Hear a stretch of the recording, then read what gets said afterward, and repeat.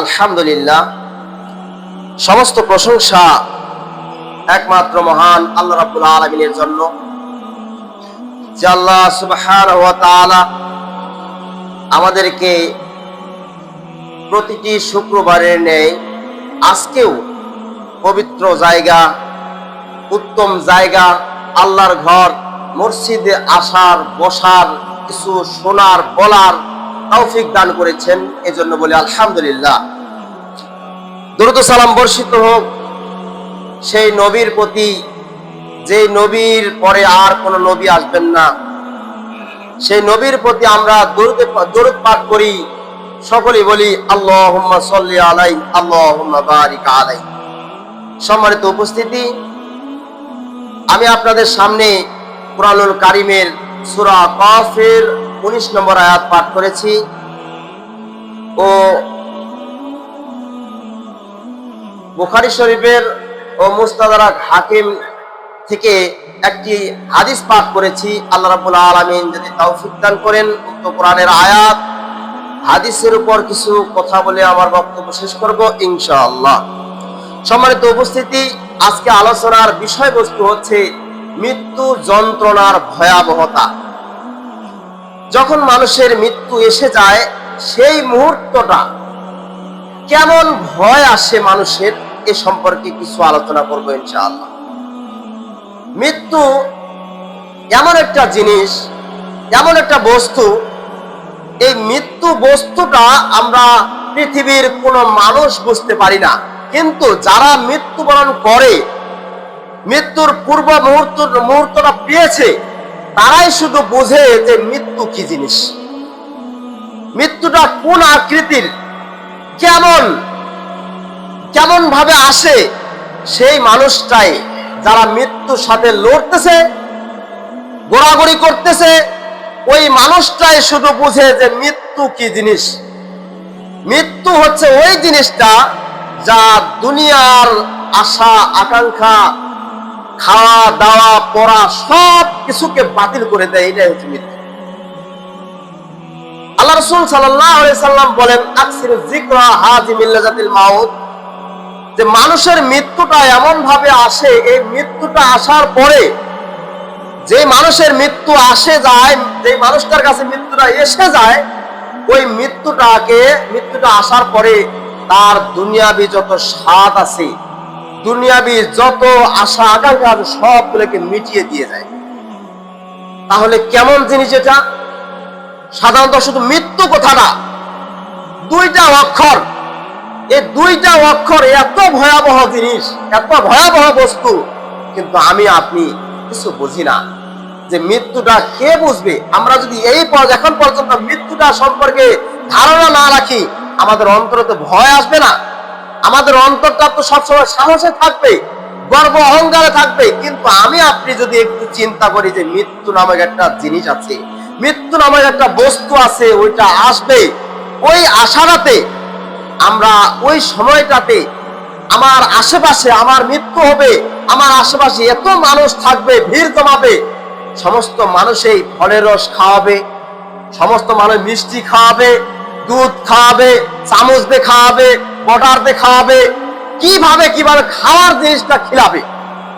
কিন্তু ওই জিনিসটা বলবে না যে মৃত্যু তুমি সরে যাও, আমার এ বাবা হয়, আমার এ মা হয়, আমার এ আত্মীয় স্বজন হয়, তুমি মৃত্যু সরে যাও। এই কথাটা বলার কেউ বলবে না। কিন্তু মৃত্যুর পূর্ব মুহূর্তে আমরা করি কি? খাওয়া দাওয়া নিয়ে ব্যতিব্যস্ত থাকি। যত আত্মীয় স্বজন, ভালো থাকাতে, সুস্থ থাকাতে কোনো আত্মীয় আসে না বাড়িতে, কিন্তু যখন এই মৃত্যুর সাথে ঢলে পড়ে যায় মানুষ, তখন দেখবেন যে আত্মীয় স্বজন ফল মূল যে খাইতে পারবে না, ওটাও নিয়ে আসছে। ছোট মুরগি, এখানে মুরগি, ওখানে মুরগির গোস্ত, গরুর গোস্ত সব পাক করে খাওয়াচ্ছে, খাওয়া দাওয়া নিয়ে আসতেছে। কিন্তু যেই লোকটা মৃত্যু শয্যায় পড়ে আছে, ওই লোকটা যতই খাওয়াচ্ছে, ওর এই গলাটা থেকে এই দিকেই, গলাটা নিচে আর যায় না।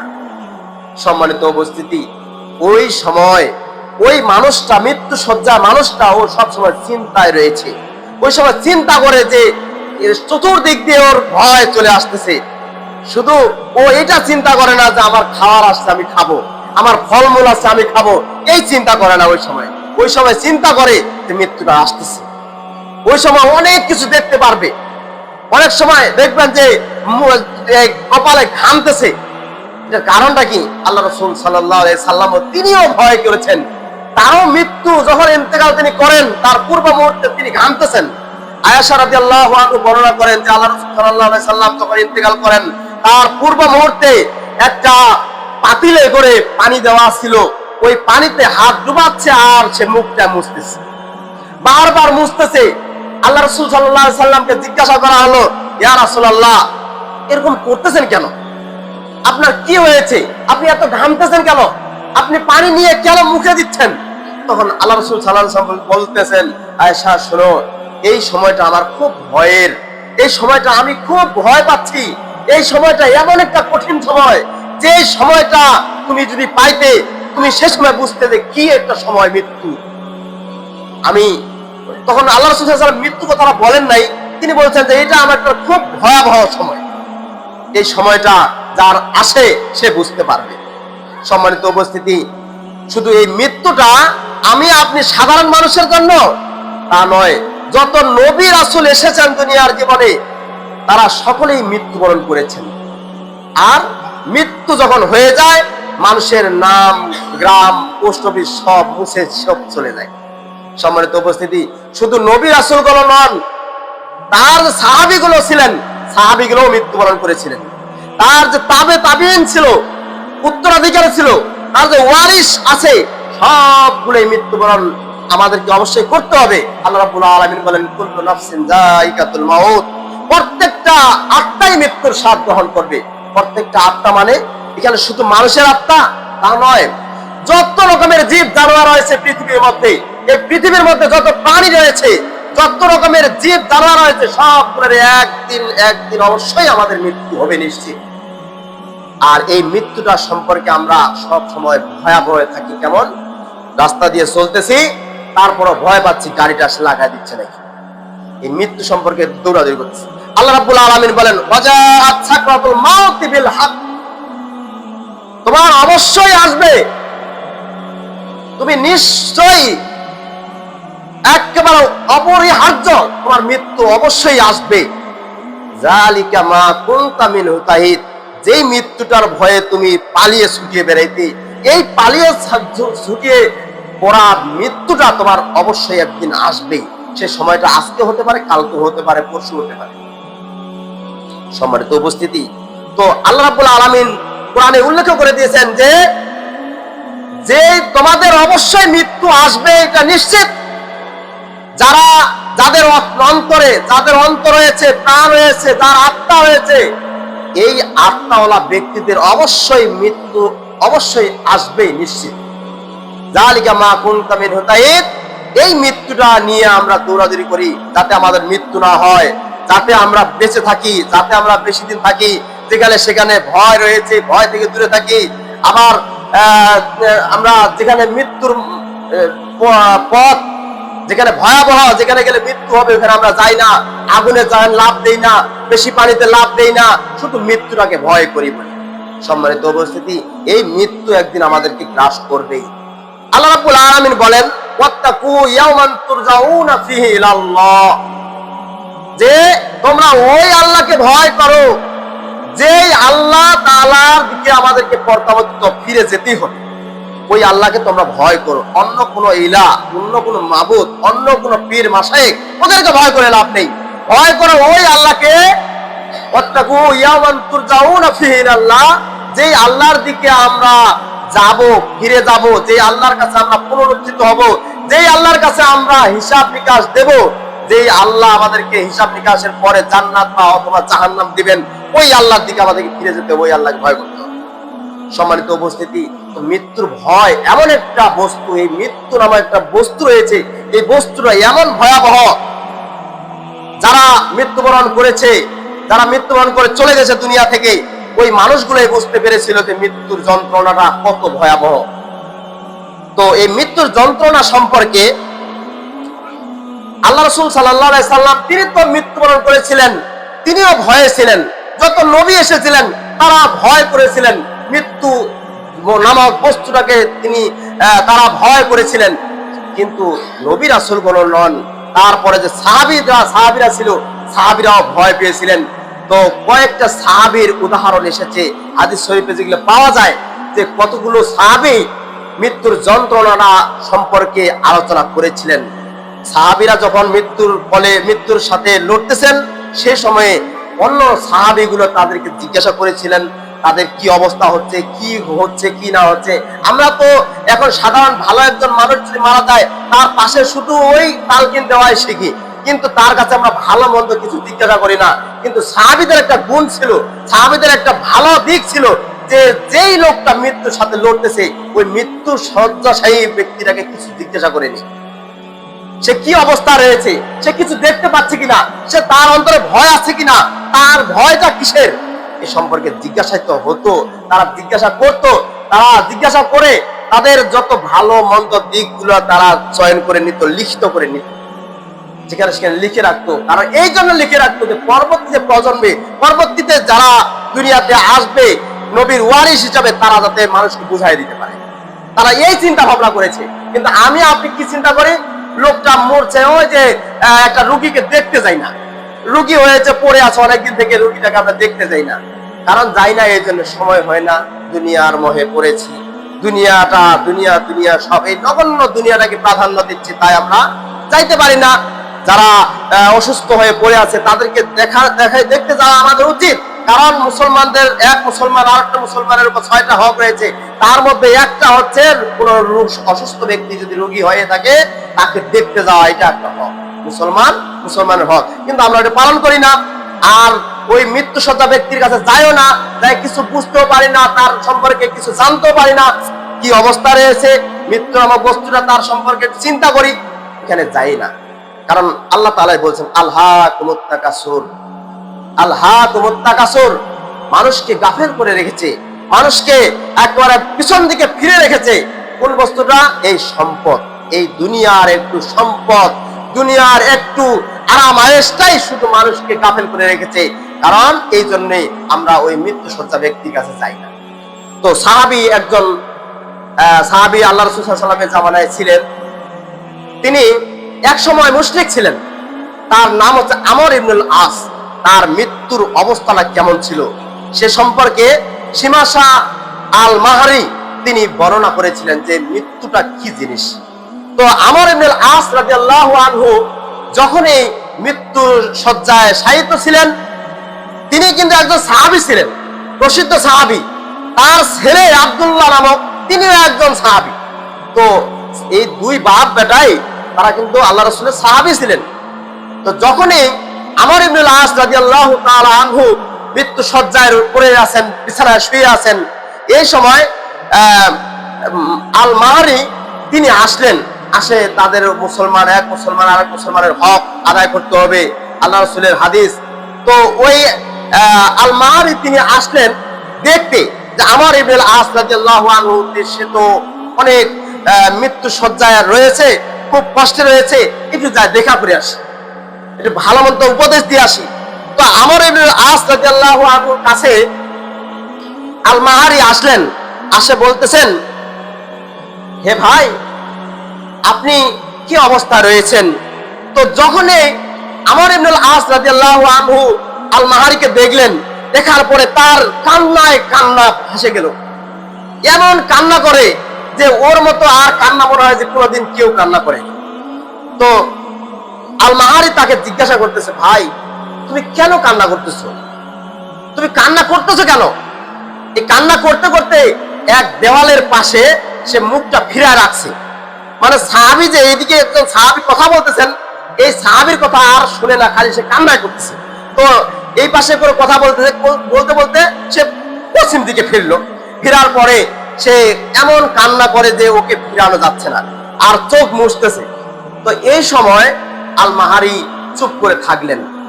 তিনি একজন সাহাবী, বুঝতে পারতেছেন যে মৃত্যুর অবস্থা বর্তমান তার ভালো নেই। তো তার ছেলে আব্দুল্লাহ তিনি বলতেছেন, হে বাবা, তুমি কেন এত কান্না করতেছো? তোমার কিসের ভয়? তোমার ভয়টা কিসের? বলতেছে, বাবা শোনো, আমার ভয়টা, তখন তার ছেলের দিকে ফিরলো। ফেরার পরে বলছে, বাবা আমার ভয়টা কিছুই নেই, আমার ভয়টা হচ্ছে মৃত্যুর ভয়। আমার শুধু ওই ভয়টা ছাড়া আর আমার ভয় নেই। আর একটা ভয় আছে বাবা, সেটা হচ্ছে কবর জগতের ভয়। আর একটা ভয় বাবা, যে দুনিয়া থেকে একজন সঙ্গী সাথী আমরা হারিয়ে চলে যাচ্ছি, মানে আল্লাহ রাসূলকে হারিয়ে চলে যাচ্ছি। এই তিনটা ভয় ছাড়া আমার আর কোনো ভয় নেই। তখন আমর ইবনুল আস আমারও বললেন যে বাবা শোনো, এই তিনটা ভয় ছাড়া আমার কোনো সমস্যা নেই। তখন তার ছেলে বলতেছে যে বাবা শোনো, তোমাকে না অনেক আল্লাহ রাসূল সাল্লাল্লাহু আলাইহি সাল্লাম অনেক উপদেশ দিয়েছিলেন, যে সুসংবাদ দিয়েছিলেন, যে সুসংবাদের কথা তুমি স্মরণ করো না, তুমি ভয় পাচ্ছ কেন? তোমার তো ভয় থাকার কথা না, তুমি তো একজন আল্লাহ রাসূলের সাহাবী ছিলেন, তো সাহাবী থাকার পরও তোমার ভয়, আমি এটা বুঝলাম না। তখন বলতেছে বাবা শোনো, আমি এক সময় মুশরিক ছিলাম, আমি এক সময় আল্লাহ রাসূলের কথাটা সহ্য করতে পারি নাই। আল্লাহ রাসূল যদি একটা কথা বলতো, আমার ওই সময় মনে হতো যে সামনে যদি পাইতাম তাকে একেবারে কতল করতাম, হত্যা করে ফেলতাম। তো আমর ইবনুল আস রাদিয়াল্লাহু আনহু তার ছেলেকে বলতেছে বাবা, আমি সেই সময়, যেই সময় আল্লাহ রাসূলকে আমি মারার জন্য প্রস্তুতি নিয়েছিলাম, হত্যা করার জন্য চেষ্টা করেছিলাম, ওই সময় যদি আমার মৃত্যুটা হতো বাবা, আমার ওই সময় তো নিশ্চিত জাহান্নাম হতো। তো বাবা আমি এখনো ভয় পাচ্ছি যে এখনো আমার জান্নাত নাকি জাহান্নাম, আল্লাহ রাসূল আমাকে ক্ষমা করেছে কিনা।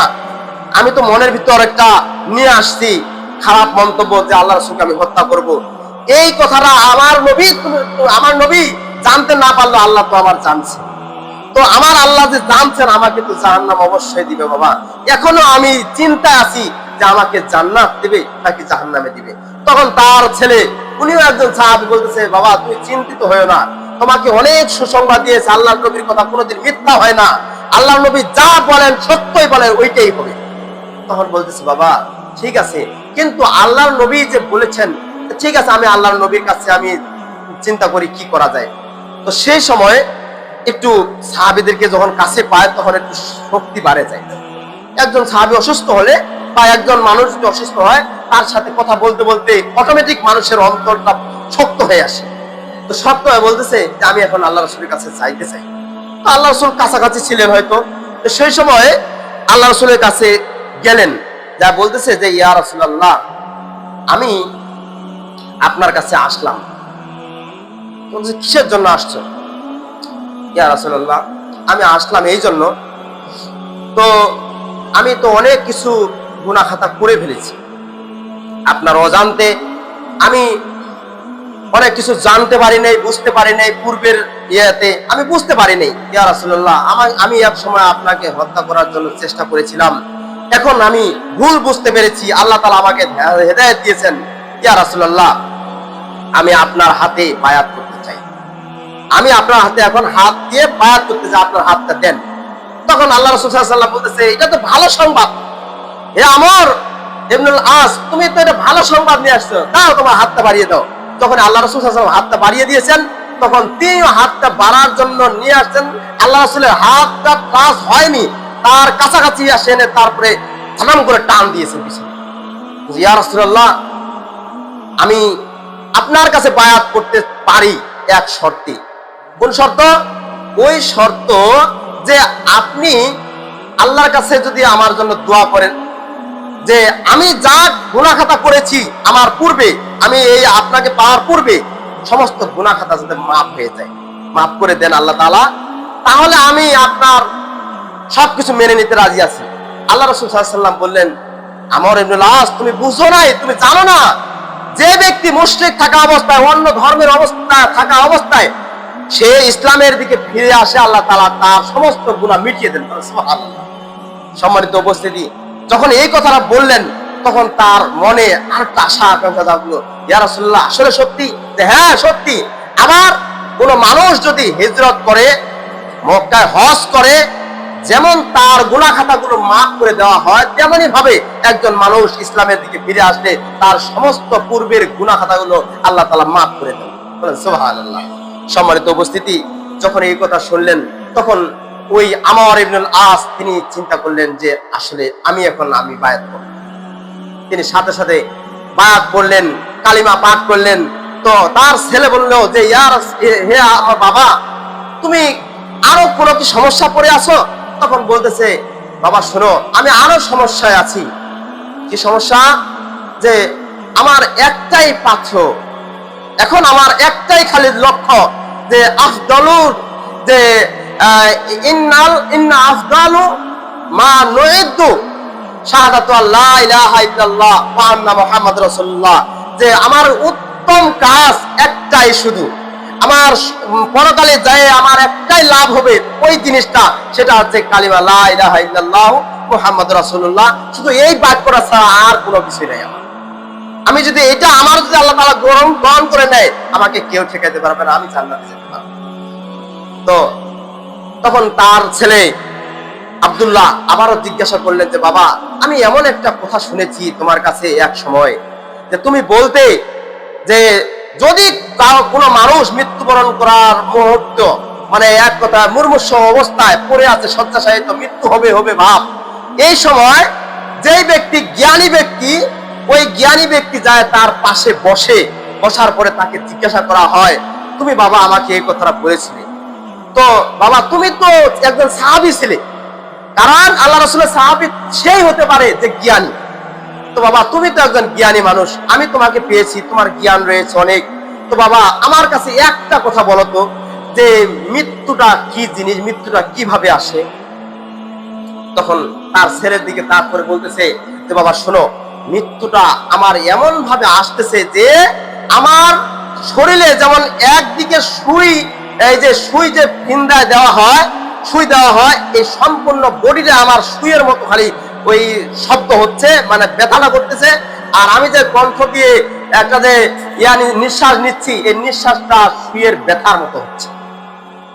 তখন বলতেছে বাবা এটা এত খুব মারাত্মক জিনিস, যদি নিঃশ্বাসটা নিতে সুইয়ের ব্যথা পাওয়া যায় তাহলে তো মৃত্যুটা খুব ভয়াবহ। হ্যাঁ বাবা এটা খুব ভয়াবহ, তবে আরেকটা দিক দেখা যায়, যে যখন আমার মাঝে মধ্যে দেখা যাচ্ছে যে এমন আমার শরীরে, আমি যে শুয়ে আছি, আমার শরীরের উপর যে কাঁটাওয়ালা গাছ যেমন এক পাশ দিয়ে পায়ের দিক দিয়ে টান দিয়ে মাথার দিকে নিয়ে যাওয়া হয়, এরকম ভাবে কাঁটাগুলো যেমন টানা হয়, আর শরীরে যেমন হান্দাহান্দি হয়, ফিন্দাফিন্দি করে, এরকম বাবা এরকম হচ্ছে বর্তমান। ও বাবা তাহলে মৃত্যুটা খুব ভয়াবহ। হ্যাঁ বাবা এই মৃত্যুটা, এটা যদি আমি খালি পার হয়ে যেতে পারি তাহলে আমার একটা রাস্তা সোজা হয়ে গেল। ও আচ্ছা ঠিক আছে, তাহলে এইটাই হচ্ছে মৃত্যুর একটা ভয়াবহ জায়গা, মৃত্যুর একটা ভয়াবহ মুহূর্ত, সেটা হচ্ছে যখন মানুষ মৃত্যুবরণ করে, সেই সময়টাতে যে কত কষ্ট হয় সেই যারা মৃত্যুবরণ করে তারাই বুঝতে পারে। দেখেন কতগুলো মানুষ যখন এই মৃত্যু সাহিত্য অবস্থা আছে, তখন পরে কি এরকম করে লোকটা মনে হয় ককড়া হয়ে যায়, আবার কত সময় দেখবেন যে খালি ছটফট করে, কত সময় দেখবেন যে চোখ খালি উল্টা পাল্টা করে, মানে এগুলো হচ্ছে তার ভয় এসে যায়। ওই সময়টাতে এমন ভয় আসে যায় যে ভয়টা সে সহ্য করতে পারে না। তো পরবর্তীতে উপদেশ দিয়েছিলেন আমর ইবনুল আস রাদিয়াল্লাহু আনহু, তার ছেলেকে বলেছিল যে বাবা আমার যখন জানাজা হবে, এই জানাজার পূর্বে যে আমাকে যে শোয়ায় রাখা হবে, এই সময় যাতে আমার উপর কোনো একটা আমার কবরের উপর, এখানে কবরের কথা, যে কবরের উপর যাতে একটা কোনো দুর্গ তৈরি না হয়। দ্বিতীয় কথা, ওই কবরের পাশে যাতে আগরবাতি ধূপকাঠি এইগুলো যাতে না জ্বলে, আর আমার জানাজায় যাওয়ার সময় কোনো যাতে আগুন না জ্বলে। আর একটা কথা বলবো বাবা শেষ মুহূর্তে, সেটাই হচ্ছে যে আমার দাফন হওয়ার পরে, আমি তো মৃত্যুবরণ করবো, আমি তো বলতে পারবো না তুমি থাকবা বাবা, সমস্ত মানুষেরাই দাফন কাজ সমাধান করার পরে ওইখানে একটা উট জবাই করবে, ভাগ বন্টন করতে যে সময়টা লাগে, এই সময়টা যতটুকু সময় লাগে এই সময়টা পর্যন্ত ওখানে থাকবা সকলে মিলে, যাতে আমি ভয়ে আশঙ্কা না করি যে ফেরেশতারা আমাকে জিজ্ঞাসা করবে, আমি উত্তর দিতে হিমশিম খাবো বাবা, যাতে আমার এইটা ভয় না আসে যায়। সমস্ত মানুষেরাই যদি ওখানে থাকা হয় তাহলে আমি ভয়ের আতঙ্কটা একটু কম পাবো। তো এই উপদেশ দেওয়ার পরে, এইগুলো কথা বলার পরে তিনি একটু লড়াচড়া করতেছেন, করতে করতে বলতেছেন আল্লাহ ছাড়া কোনো মাবুদ নেই, মুহাম্মদ সাল্লাল্লাহু আলাইহি ওয়াসাল্লাম আল্লাহর বান্দা ও রাসূল। আমি এমনও দুনিয়ার জীবনে ছিলাম যেটা আল্লাহ তাআলা করতে বলেন নাই সেটা আমরা করেছি, যেটা পাপ করতে আল্লাহ তাআলা বলেন নাই সেটা আমরা করেছি, আল্লাহ তাআলা ঘুষ সুদ খেতে দেন নাই তারপর আমরা খেয়েছি, অনেক কিছু খেয়েছি, আল্লাহ তুমি আমাকে ক্ষমা করে দাও, এই বলতে বলতে তিনি ইন্তেকাল করেছেন। ইন্না লিল্লাহি ওয়া ইন্না ইলাইহি রাজিউন। সম্মানিত উপস্থিত, দেখেন একজন সাহাবীর যদি মৃত্যুর যন্ত্রণা এরকম হয়, তাহলে আমি আপনি তো সাহাবী না, আল্লাহ রাসূল, আমরা তো সাধারণ জনগণ, সাধারণ মানুষ, তাহলে আমাদের মৃত্যুটা কেমন হবে আপনারা একটু চিন্তা করে দেখেন। আবার দ্বিতীয় নম্বরে একজন সাহাবী রয়েছেন, তারও মৃত্যুর ভয়াবহতা ছিল, যে আবু হুরায়রা রাদিয়াল্লাহু আনহু এর মৃত্যুর অবস্থাটা কেমন ছিল। তার অবস্থানও বর্ণনা করেছিলেন যে তিনি একজন ভালো প্রখ্যাত সাহাবী, বিশিষ্ট সাহাবী, বিশুদ্ধ সাহাবী ছিলেন। তিনি অল্প সময়ের মধ্যে অনেক হাদিস তিনি চয়ন করেছিলেন, বর্ণনা করেছিলেন। সেই আল্লাহ রাসূলের কাছের বন্ধু ছিলেন সেই আবু হুরায়রা। তিনিও বলেছিলেন যে আমি বর্তমান মৃত্যু শয্যায় রয়েছি। ও এই আবু হুরায়রা রাদিয়াল্লাহু আনহু যখন মৃত্যুবরণ করেন, তিনিও মৃত্যু শয্যা অবস্থা অনেক কান্নাকাটি করতেন, কান্নাকাটি করতেছেন এই জন্য, আর বলতেছেন যে আমি মৃত্যুবরণ করে দুনিয়া থেকে চলে যাব, আমার দুনিয়াতে অনেক কিছু আছে, আমি পরকালীন জগতে চলে যাব। পরবর্তীতে আমার ভয় হচ্ছে, যে কোন ভয়টা, সেটা হচ্ছে কবর জগতের ভয়। এক তো আমার মৃত্যুর ভয় চলতেছে, এই মৃত্যুর ভয়টাকে যদি আমি কেটে যেতে পারি, তারপর আবার কবর জগতের ভয়, কবর জগৎটা যদি পার হয়ে যেতে পারি, পরবর্তীতে আমার আর একটা ভয় আছে, আখিরাতের কিয়ামতের দিবসে হিসাব নিকাশের ভয়। আমি শুধু এটাই ভয় পাচ্ছি। তো এই ভয়টা আমার যদি কেটে যায়, আমার আর কেউ ঠেকাতে পারে না। তখন এই কথা বলতে বলতে তিনি আবারও উপদেশ দিয়েছিলেন যে তোমরা আমার মৃত্যুবরণ করার পরে, আমি যখন মৃত্যুবরণ করব, তোমরা আগরবাতি, ধূপকাঠি এগুলো জ্বালাবে না, আর যে তাড়াতাড়ি করে আমাকে দাফন কাজ করবে। আমি যখন মৃত্যুবরণ করব, আমাকে তাড়াতাড়ি যাতে দাফনের কাজ সমাধান করা হয়। কারণ আল্লাহ রাসূল সাল্লাল্লাহু আলাইহি সাল্লাম বলেছেন যে মুমিন বান্দা যখন মৃত্যুবরণ করে, যে মুমিন বান্দাটা মৃত্যুবরণ করলো, তাকে যখন সাজিয়ে খাটে রাখা হয়, খাটিয়াতে চার পায়া যে খাটিয়াটা আছে, মুসল্লি আছে, এটাতে রাখা হয়, তখন সে ওখান থেকে বলতে থাকে যে আমাকে তাড়াতাড়ি নিয়ে চলো, আমাকে তাড়াতাড়ি নিয়ে চলে যাও, আমি গিয়ে তো আমি আল্লাহর নিয়ামত পাবো।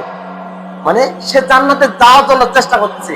তো আমরা অনেক সময় জানাজা নিয়ে দৌড়াদৌড়ি করে, কি অমুক বান্দা আসবে, অমুক ভাই আসবে, অমুক ভাই ঢাকায় আছে, মানে এই যে যত আত্মীয় স্বজন আছে একবারে জড়া পড়া সব আসবে, তারপরে ওই মাঠে যায়, দাঁড় করাবে, মাঠে যায় অমুক বক্তব্য দিবে, অমুক বক্তব্য দিবে, দিতে দিতে 12টা বাজায় দিবে, অনেক সময় নিয়ে ইয়ে করবে। আবু হুরায়রা বলেছিলেন যে আমার যখন মৃত্যু হয়ে যাবে, তখন তোমরা আমার লাশটাকে তাড়াতাড়ি দাফন করার চেষ্টা করবে, তাড়াতাড়ি দাফন হয়ে যায়। আর আল্লাহ রাসূল সাল্লাল্লাহু আলাইহি ওয়াসাল্লাম এটাও বলেছিলেন, যদি কোনো কাফের মুশরিক, যদি কোনো পাপী বান্দা দুনিয়ার জীবনে মৃত্যুবরণ করে, এই মৃত্যুবরণ করার পরে সে বলে আমাকে কোথায় নিয়ে যাচ্ছ, আমাকে ওইদিকে কোথায় নিয়ে যাচ্ছ, আমাকে এখানে আবার খাটে কেন চড়াইছো, আমি কেন এখানে, সে এইভাবে বলতে থাকে। যখন কবরে লাশটাকে রাখা হয়, তখন যে সে উঠার জন্য চেষ্টা করে যে আমি এখানে থাকবো না, এটা কেমন, তার রুহটা সবকিছু বকে, সে বলে যে আমি এখানে থাকবো না, এটা হয়তো অন্ধকার ঘর, এই ঘরে আমি থাকতে পারি নাকি, যে দুনিয়ার জীবনে এত বাল্ব দিয়ে চাকচিক্য বাল্বের নিচে থাকে, আর আজকে একটা অন্ধকার মাটির নিচে আমাকে থাকতে হবে, এইভাবে আমি থাকতে পারবো না। সে এইভাবে কান্নাকাটি বিলাপ করতে থাকে, কোনো কাজ হবে না। তো আবু হুরায়রা তিনি বলেছিলেন যে সবচেয়ে বেশি একটা মুহূর্ত, খুব খারাপ মুহূর্ত, সেটা হচ্ছে মৃত্যুর যন্ত্রণা যখন এসে যায়, তখন ওই খারাপ মুহূর্ত যারা পাপী বান্দা তাদের জন্য খুব খারাপ, আর যারা আল্লাহর মুমিন বান্দা তাদের জন্য খুব সহজ, তাদের আত্মাটা খুব অল্প সময়ের মধ্যে নিয়ে চলে যাওয়া হয়, বুঝতেই পারবেন না যে কখন সে মৃত্যুবরণ করেছে। এরপরে আরেকজন সাহাবী রয়েছেন, তারও মৃত্যুবরণ যখন এসে গেল, যখন মৃত্যুর আশা আকাঙ্ক্ষা সে পেয়েছে, বুঝা পাচ্ছে, এই সময়ে তারও কিছুগুলো বক্তব্য রয়েছে। হাদিসে যেটা পাওয়া যায় যে আব্দুল্লাহ ইবনে মাসউদ নামক একজন সাহাবী রয়েছেন, তিনিও একজন ভালো একজন সাহাবী, প্রসিদ্ধ সাহাবী ছিলেন।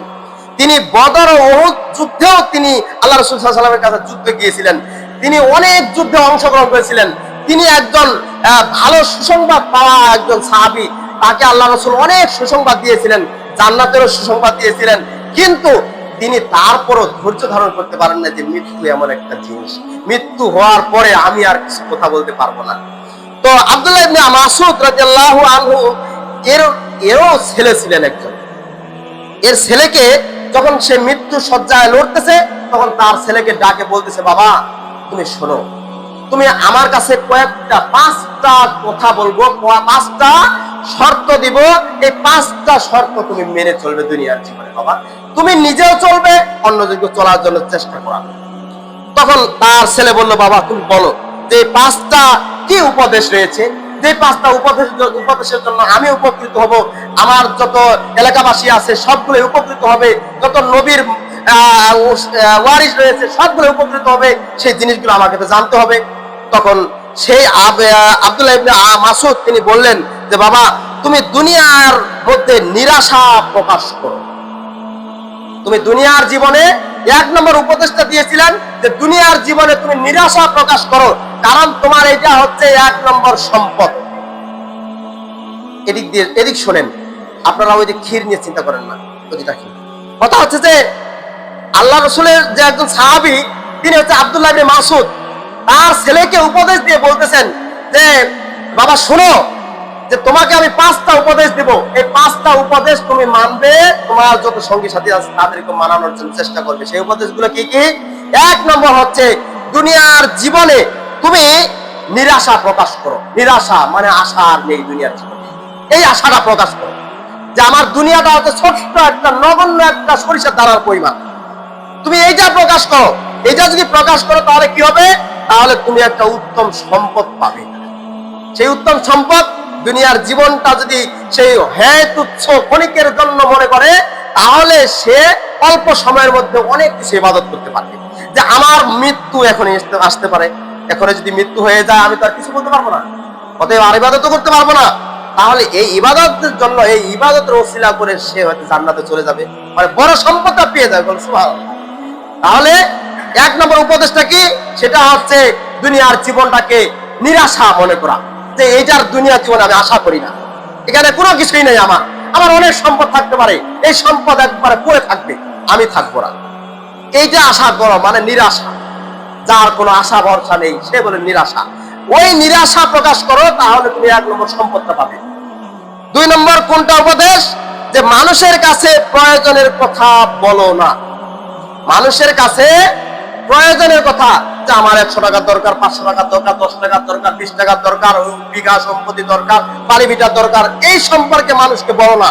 যদি বলো তোমার এটা দারিদ্রতা নিয়ে আসবে, মানে কি তুমি গরিব হয়ে যাবে, বিশেষ দুনিয়ার জীবনে লাভবান হতে পারবে না, পরকালেও পাবে না। কারণ তোমার লোভ লালসা তখন এমন ভাবে গাফেল করে রাখবে যে দুনিয়ার জীবনটাই শুধু প্রাধান্য দিবে, পরকাল বলতে তোমার অন্তরে কিছু থাকবে না। তো 1 নম্বরটা কি? যে দুনিয়ার জীবনটাকে নিরাশা প্রকাশ করো, তাহলে তুমি সম্পদশালী হতে পারবে। 2 নম্বরটা হচ্ছে যে মানুষের কাছে প্রয়োজনের কথা বলো না। তুমি নিজে নিজে চিন্তা ভাবনা করো, যতটুকু প্রয়োজন ততটুকু তুমি ভাবনা করো, ততটুকু নিয়ে চিন্তা ভাবনা করো, অন্য কিছু চিন্তা ভাবনা করো না। যদি এটা চিন্তা ভাবনা করো তাহলে তুমি দারিদ্রতাটা পেয়ে যাবে, যদি এই চিন্তা ভাবনাটা করো। 3 নম্বরটা কি? যে অজুহাত পেশ করো না, ছেড়ে দাও অজুহাত। বাবারে তুমি অজুহাত দিও না। এই যে আমরা অনেক সময় অজুহাত দিয়ে থাকি না, যে কেমন অজুহাত? শীতের সময় তো, শীতটা কাটুক তারপর নামাজ পরিবার করব, আর একটু সমস্যা আছে তো, আজকে শুক্রবার ময়দান দিকে হাট যাওয়া লাগবে, হাটও গেল, আর এটি মোর জুম্মাটাও চলে গেল, মিস হয়ে গেল। এই যে অজুহাত দিতে দিতে দিতে দিতে আমরা একবারে শেষ মুহূর্তে চলে আসছি। এই অজুহাতটা দেওয়া যাবে না। যদি অজুহাতটা দেন তাহলে এটা ওই সাহাবী আব্দুল্লাহ ইবনে মাসউদ তিনি বলেছেন, বাবা তোর ছেলেকে উপদেশ দিয়ে বলতে, বাবা এই কাজটা তুমি করো না, অজুহাত দেও না। কারণ আল্লাহ রাসূল সাল্লাল্লাহু আলাইহি সাল্লাম বলেছেন যে ইয়া আলীউন সালাসুন, যে হে আলী তুমি 3টা বিষয় বিলম্ব করো না, লা তুআখারুহা, তুমি বিলম্ব করো না। আর সালাত, যখন সালাতের সময় হয়ে যাবে এই সময়টা তুমি বিলম্ব করো না। সালাতের ওয়াক্ত হয়েছে, তুমি ওয়াক্ত মতো সালাত আদায় করে নাও। তোমার যে সময় যেই কাজটা করার দরকার সেই সময় সেটাই করো। একটা উর্দু দিয়ে একটা কথা আছে, আজকের কাম কাল পর না ডাল। আজকের কাম কালকের জন্য রেখো না, আজকের কাজটা আজকেই করতে হবে, আজকের 5 ওয়াক্ত নামাজ আজকে আদায় করতে হবে আপনাকে, এটাই হচ্ছে আপনার কাজ। কিন্তু আপনি এইটাকে বাদ দিয়ে বলতেছেন যে আমি এখনকার কাজটা জোহরের কাজটা আমি মাগরিবে করব, মাগরিবের কাজটা ইশায় করব। আপনার এটা না। যদি আপনি অজুহাত পেশ করেন, অজুহাত পেশ করলে আপনার এটা ছেড়ে দিতে হবে। এই ছেড়ে দিয়ে দেওয়াটাই ওই সাহাবী বলেছিলেন আব্দুল্লাহ ইবনে মাসউদ। 4 নম্বরটা হচ্ছে তুমি যদি দিনটাকে আনতে পারো গতকালের চেয়ে আরো ভালো, তাহলে তুমি সেটাই করো। দিনটা বলতে আজকের দিনটা দুনিয়ার জীবনে দেখেন একটু আলো বাতাস রয়েছে, রোদ রয়েছে। যদি এই রোদটা যেমন ভাবে আছে, এই রোদটা চাইতে আর একটু রোদ যদি আমি নিয়ে আসতে পারি, তাহলে আমি কালকের জন্য চিন্তা করব, কালকের জন্য না। মানে আমি আজকের জন্য এটা যদি আমি কালকে যদি আমি মনে করি যে আমি আজকে মৃত্যুবরণ করবো না, কালকে আমি একটা ভালো দিন নিয়ে আসবো, তাহলে তুমি থাকো, তাহলে পারো। কিন্তু কেউ কি পারবে এরকম যে আজকের দিনটা যেমন যাচ্ছে কালকে আমি ভালো নিয়ে যাব দিনটা? দিন তো এক আল্লাহর কাছে। আবার এই দিন থেকে বোঝা যায় যে আজকে যেমন ধরে নেন যে দিনের পথে আমরা রয়েছি, ইসলাম ধর্মের পথে আছি, এই ইসলামটা ধর্মটা যে আমরা যেভাবে বাস্তবায়ন করার জন্য চেষ্টা করতেছি, এটার চাইতে আর একটু যদি ভালো করতে পারি, তাহলে আমরা চিন্তা করতে পারি যে আল্লাহর কাছে ফরিয়াদ করতে পারি, আল্লাহ আমি আজকে একটা মানুষকে বুঝিয়ে মসজিদমুখী করেছি, আল্লাহ কালকে যাতে আমি আরো 2 জনকে মসজিদমুখী করতে পারি, তুমি আমাকে সেই তৌফিক দাও। যদি এই কারো মন মানসিকতা থাকে, সে চিন্তা করতে পারে যে আমি এরকম মানুষকে হেদায়েতের পথে নিয়ে আসবো, তাহলে তার থাকাটা উচিত। আর যদি কেউ না পারে, তাহলে তাকে এই চিন্তাটা করা উচিত নয় যে আমি কালকে পর্যন্ত থাকবো। আর 5 নম্বর উপদেশটা হচ্ছে যে সালাত আদায় করবে এমন ভাবে সালাত আদায় করবে যে আমি একজন বিদায়ী ব্যক্তির ন্যায় সালাত আদায় করতে হবে। আমি আপনি সালাত আদায় করি, সেই দূর কাজ থেকে চলে আসছি, নিয়ত করিনি ঠিক মতো, আজকে শুক্রবার, ওই লোকজন রাস্তা দিয়ে আসতেছে, ওই রাস্তা দিয়ে লোক দেখে আজকে শুক্রবার নাকি, হ্যাঁ শুক্রবার আজকে, হ্যাঁ জামাত ধরে নামাজ যাওয়া লাগবে, যা একটু গোসল করে আসি। এরকম করতে করতে এই আসা দেখেন যে তাকবীরে উলা পাইছে, খুতবা আর পায়নি, মানে ও 2 রাকাত ছুটে গেছে। জোহরের নামাজ হচ্ছে 4 রাকাত, সেই জায়গা 2 রাকাত পড়া হয়। কারণটা কি বুঝতে পারছেন তো? যে 2 রাকাত এই খুতবার মাধ্যমে আপনি যদি মনোযোগ সহকারে না শুনেন, এখানে সেখানে ঘুমান, তাহলে আপনার 2 রাকাত কাটে যাবে। আপনি চিন্তা ভাবনা করছেন এই 2 রাকাতের জন্য, মানে 2 রাকাত নামাজ পড়া হবে আর 2 রাকাত শুধু খুতবা। এই খুতবাটা কি? এই খুতবা থেকে কিছু শিক্ষণীয় বিষয় জানতে হবে, একটা অন্তর্গত আমল করতে পারবো, এটাই হচ্ছে উপদেশ। তো আল্লাহ রাসূল সাল্লাল্লাহু আলাইহি ওয়াসাল্লামের সাহাবীদের ছিলেন যে আব্দুল্লাহ ইবনে মাসউদ, তিনি বলেছিলেন তার ছেলেকে যে সালাত আদায় করবে এমন ভাবে, বাবা সেইভাবে যে তুমি একজন বিদায়ী ব্যক্তি, তুমি একজন মুমূর্ষু ব্যক্তি, তুমি একজন মৃত্যু ব্যক্তির মতো মনে করবে যে আমি এখানে দাঁড়াইছি, এই দাঁড়ানো ব্যক্তিটা আমি হয়তো না এর নিচের সিঁড়িটাতে না যাইতে পারি, তার আগেও যদি আমার মৃত্যু হয়ে যায়, তাহলে কিভাবে সালাত আদায় করতে হবে? আমি 5 ওয়াক্ত সালাত আদায় করি, ফরজ নামাজের জন্য দাঁড়াইছি, আল্লাহু আকবার, আপনার ওই নিয়ত বান্ধা, এই তাকবীরে তাহরিমা বান্ধার আগে আপনার সেই নাকের বাতাসটা বন্ধ হয়ে যেতে পারে। আমি চিন্তা করি কি কোনোদিন? না। কিন্তু ওই সাহাবী আব্দুল্লাহ ইবনে মাসউদ তিনি বলেছিলেন যে বাবা তুমি এমন ভাবে চিন্তা করো, যে এমন ভাবে সালাত আদায় করবে যে তুমি মনে করবে যে আমি বিদায় নিয়ে চলে যাচ্ছি দুনিয়ার জীবনটাকে, আর দুনিয়ার জীবনে আমার আশা আকাঙ্ক্ষা নেই, দুনিয়ার জীবন থেকে আমাকে চলে যেতে হবে। তুমি এইভাবে সালাত আদায় করো, এই ভয় নিয়ে সালাত আদায় করো, তাহলে আল্লাহর কাছে গ্রহণ করবে, তাহলে পরবর্তীতে লাভবান হওয়া যাবে। তাহলে আব্দুল্লাহ ইবনে মাসউদ তার ছেলেকে 5টা উপদেশ দিয়েছিলেন, তার মধ্যে দুনিয়াটাকে নিরাশা প্রকাশ করতে হবে, যদি প্রকাশ করিয়া পারি তাহলে কি হবে? সম্পদশালী হওয়া যাবে ইহকালে এবং পরকালে। মানুষের কাছে প্রয়োজনের কথা বলা যাবে না, খুব বেশি বেশি বলবেন, মানুষ আপনাকে সুযোগ বুঝে সদ্ব্যবহার করবে। 3 নম্বর হচ্ছে যে অজুহাত পেশ করা যাবে না, যে কোনো অজুহাতে আপনি ইবাদত ছেড়ে দিবেন, হবে না, এটা বাদ দিতে হবে। আর এমন যদি আমার ভবিষ্যৎ প্ল্যান পরিকল্পনা থাকে যে আগামী দিন আমি মানুষকে হেদায়েতের পথে নিয়ে আসবো, আল্লাহ আমাকে সেই তৌফিক দাও, তাহলে আপনি চিন্তা করতে পারি আমাকে বেঁচে থাকতে হবে, কালকে ওই মানুষটাকে হেদায়েতের দিকে নিয়ে আসবো, যতটুকু আমার খরচ হয় তাহলে থাকা যাবে। আর সালাত আদায় করব এমন ভাবে যতটুকু ইবাদত করি, আমরা তো বেশি ইবাদত করতে পারি না, যারা বেশি ইবাদত করে তাহাজ্জুদ পড়ে তারা তো অন্য ব্যাপার, কিন্তু আমরা যারা 5 ওয়াক্ত শুধু ইবাদত করি, আমরা ইবাদত করব ওইভাবে যে আমরা একবার মৃত ব্যক্তির মতো, যে আমি এখন আছি কিছুক্ষণ পরে না থাকতে পারি, এইভাবে আমরা সালাত আদায় করবো এই ভয় নিয়ে। তো সালমান ফারসি তিনিও একজন সাহাবী ছিলেন আল্লাহ রাসূলের। তো এরও মৃত্যু অবস্থা কেমন ছিল, ভয়াবহতা দেখেন। একজন খ্রিস্টান ব্যক্তি ছিল সালমান ফারেসি। সালমান ফারেসি তিনি একজন খ্রিস্টান ব্যক্তি ছিল। যখন তার মৃত্যুর সময় ঘনিয়ে আসলো, তখন তার স্ত্রীকে বলল যে আমি এখন আর থাকতে পারছি। তো আমি যে তিনি একটা ঘরে থাকতেন, 4 দরজাওয়ালা ঘর। সালমান ফারেসি তিনি খ্রিস্টান একজন ব্যক্তি ছিলেন। এই খ্রিস্টান ব্যক্তি যখন ইসলাম ধর্ম গ্রহণ করেছিলেন, ইসলাম ধর্ম গ্রহণ করার পর আল্লাহ রাসূল সাল্লাল্লাহু আলাইহি ওয়াসাল্লাম তাকে সুসংবাদ দিয়েছিলেন। কিন্তু তার স্ত্রীকে তিনি বুকাইয়া নামক একজন তার স্ত্রী ছিলেন, ওই স্ত্রীকে বলতেছে যে বুকাইয়া তুমি একটা কাজ করো, আমার কতগুলো আল্লাহর পক্ষ থেকে মেহমান আসবে, ওই মেহমানদারি করো। তখন বলছে কি ব্যাপার মেহমানদারি মানে? যে দরজাগুলো খুলে দাও। দরজাগুলো খুলে দেওয়া হয়েছে। তার ঘরটা ছিল 2 তালা। তো ঘরটা খুলে দেওয়া হয়েছে, 4টা দরজা খুলে দেওয়া হয়েছে। এমন সময় বলছে যে বুকাইয়া তুমি যাও, তুমি আমার স্ত্রী, তুমি যাও, নিচ থেকে তুমি একটা কস্তুরী নিয়ে আসো। কস্তুরী মানে সেন্ট জাতীয়, এই যে আতরগুলো এগুলো পরে না, আতর এইগুলো নিয়ে আসো। তো পানির সাথে মিক্সার করে, 1 মগ পানির মিক্সার করে সেই আতরটুকু গোটা ঘর বিছানায় সবগুলোকে ছিটিয়ে দেওয়া। যখন ছিটিয়ে দেওয়া হয়েছে, ছিটিয়ে দেওয়ার পরে বলতেছে বুকাইয়া তুমি এখন নিচে যাও। যখন নিচে নামছে নিচ তলায়, তখন বলছে যে তুমি কিছুক্ষণ পরে আসো। আবার কিছুক্ষণ পরে চিন্তা করতেছে যে কিছুক্ষণ পরে আসো, এই কথা বলছে। তো তার স্ত্রী চিন্তিত যে 4টা দরজা খুলে দেওয়া হচ্ছে আর আমাকে কিছুক্ষণ পরে যেতে বলছে, অতএব আমি এখন কিছু 10-15 মিনিট পরে আর কি হয়তো উঠছে। উঠার পরে দেখে তার স্বামী ইন্তেকাল করেছেন। ইন্না লিল্লাহি ওয়া ইন্না ইলাইহি রাজিউন। তো ইন্তেকাল করেছেন যে তিনি বলেছেন একটা কথা যে আমার কতগুলো আল্লাহর পক্ষ থেকে মেহমান আসছে। মেহমান কি বুঝতে পারতেছেন যে তার মৃত্যু চলে আসতেছে, ওর যে আজরাইল তার কাছে আসতেছে সে বুঝতে পারছে।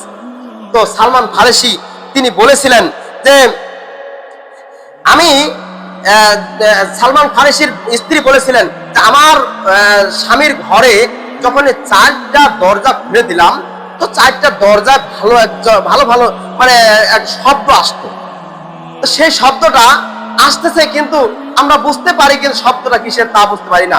তো সালমান ফারেসি যখনই বুঝতে পারলেন তিনি তো একজন মৃত্যু ব্যক্তি, তিনি তো বুঝতে পারবেন, তাকে দেখানো হবে যে কে আসতেছে কে না আসতেছে, সে ছাড়া আর কেউ বুঝবেন।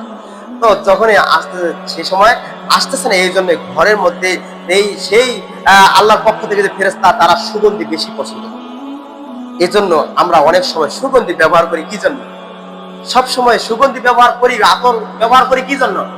যে ফেরেশতা কোন সময় আসবে, কি মুহূর্ত আমার পায়, আমি অপবিত্র আছি, আমার কাপড়ে ময়লা আছে, আমার শরীরে দুর্গন্ধ নাকি, এই দুর্গন্ধ থাকা, মুক্ত থাকা, সবসময় থাকা একান্ত জরুরি আমাদের। কারণ আল্লাহ রাসূল বলেছেন যে ব্যক্তি পেঁয়াজ এবং রসুন খেয়ে মসজিদে যায়, তার আল্লাহ রাসূল সাল্লাল্লাহু আলাইহি ওয়াসাল্লাম তাকে মসজিদে আসা নিষেধ করেছে। কি কারণে? কারণ এই গন্ধটা ফেরেশতারা সহ্য করতে পারে না, সেই পেঁয়াজ রসুনের গন্ধ। অনেক সব পেঁয়াজ রসুন ইত্যাদি খায়দা চলে আসতেছে, কিন্তু বুঝি না, বুঝছেন? আচ্ছা, এরপরে আরেকজন আম্মাস ইবনে আবু সুফিয়ান, তিনি ছিলেন একজন সাহাবী। তিনি বলেছিলেন মৃত্যু শয্যা যখন পড়েছিলেন, এই মৃত্যু শয্যার পূর্ব মুহূর্তে তিনি বলেছিলেন যে ব্যক্তি 12 রাকাত সুন্নাত আদায় করে, 12 রাকাত, এই যে দৈনন্দিন 12 রাকাত সুন্নাত নামাজ রয়েছে, এই সুন্নাত নামাজ আদায় করে, তার জন্য আল্লাহ তাআলা তার জন্য একটা জান্নাতে ঘর নির্মাণ করে রেখেছেন। সুবহানাল্লাহ। আর বলেছেন মৃত্যুর পূর্ব মুহূর্তে যে ব্যক্তি 4 রাকাত জোহরের নামাজের পূর্বে সুন্নাতে মুআক্কাদা পড়ে, আবার সুন্নাত নামাজের ফরজ নামাজের পরে আবার 4 রাকাত সুন্নাত নামাজ পড়ে, এই 4 রাকাত 8 রাকাত যে নামাজ পড়ে তার জন্য জাহান্নামের আগুন হারাম করে দেওয়া হয়। সুবহানাল্লাহ। সম্মানিত উপস্থিতি, আমি আপনি কি করি জানেন? খালি ফরজ নামাজটা শেষ, ওইদিকে যাওয়া শুরু হয়েছে। আমরা পরবর্তীতে 4 রাকাতের সুন্নাত নামাজ পড়বো, এটা আমরা করি না। পরবর্তীতে সুন্নাত যে আছে সুন্নাতটা বুঝি না। সম্মানিত উপস্থিতি, ওই 4 রাকাত বাদ না দেই, 4 রাকাত পড়ার চেষ্টা করি। খালি সালামটা ফিরে এলে যে নামাজ চলে গেল, শেষ হয়ে গেল, তা নয়। হ্যাঁ, আল্লাহ তাআলা বলছেন ইয়া আইয়ুহাল্লাযীনা আমানু ইযা নুদিয়া লিস-সালাত মিন ইয়াউমিল জুমআহ ফাসআউ ইলা যিকরিল্লাহি ওয়া যারুল বাই'। এখানে যত রকমের বেচাকেনা আছে সব বন্ধ করো। ফান্তাশিরু ফিল আরদি ওয়াবতাগু মিন ফাদলিল্লাহ, যে তোমরা যখন সালাতটা আদায় করবে তখন তোমরা জমিনের মধ্যে ছড়িয়ে পড়ো। তো এই কথাটা শুধু কোন সময়? যখন আপনি ব্যতিব্যস্ত তখন, কিন্তু যখন ব্যতিব্যস্ত না, খুব গুরুত্বপূর্ণ। ওটা হচ্ছে সেই অসুখ বেসুখের কথা। সেটা হচ্ছে সেই অসুখ বিসুখ কথা। কিন্তু এখন ধান কাটার সময়, এখন একটু পরে গেলে না হয় একটা বান্দা বেশি কম পারবেন, এই তো। কিন্তু একটু সুন্নাত নামাজটা করার চেষ্টা করি। আর একটা কথা বলতে চাই যে মহিলারা একটু, আমরা পুরুষগুলো থেকে যাবে, একটু একটু সুন্নাত নামাজ পড়বো, আর মহিলারা আগে ভাগে তারা চলে যাবে। তো এখন দেখা যাচ্ছে পর্দার খেলা হচ্ছে, অনেক মহিলা, আমরাও বাইর হচ্ছি আর মহিলাগুলোও বের হয়ে যাচ্ছে। তাই এই দুই মানে অ্যাটাচ হওয়া, এটা একটা খারাপ দিক। কারণ দরজা যাহাতে আমাদের এই দিকে যাচ্ছে, আবার পিছন দিক দিয়ে যাচ্ছে, কত মহিলা বুঝে না সামনে দিয়ে চলে যাচ্ছে। এই যে একটা ফিতনা, এটা যাতে আমরা না করি, আমরা সবসময় চেষ্টা করব আমরা একটু পরে যাই, পুরুষগুলো আমরা পরে যাই, কারণ আমরা তো রান্না বান্না করবো না যাই। মহিলাদেরকে একটু আগে যাওয়া, সমস্যা নেই, ওরা বাড়িতে যা রান্না বান্না করবে, খাওয়া দাওয়া, ছেলে সন্তান কেমন করে রাখছে না ভালো সবকিছু তারা ইয়া করবে, তারা আগে যাবে, আমরা একটু পরে যাবো ইনশাআল্লাহ। আজকে থেকে এই নিয়মটা চালু করবো ইনশাআল্লাহ। এই বলে আমার সংক্ষিপ্ত আলোচনা শেষ করছি। ওয়া আখিরু দাওয়ানা আলহামদুলিল্লাহি রাব্বিল আলামিন।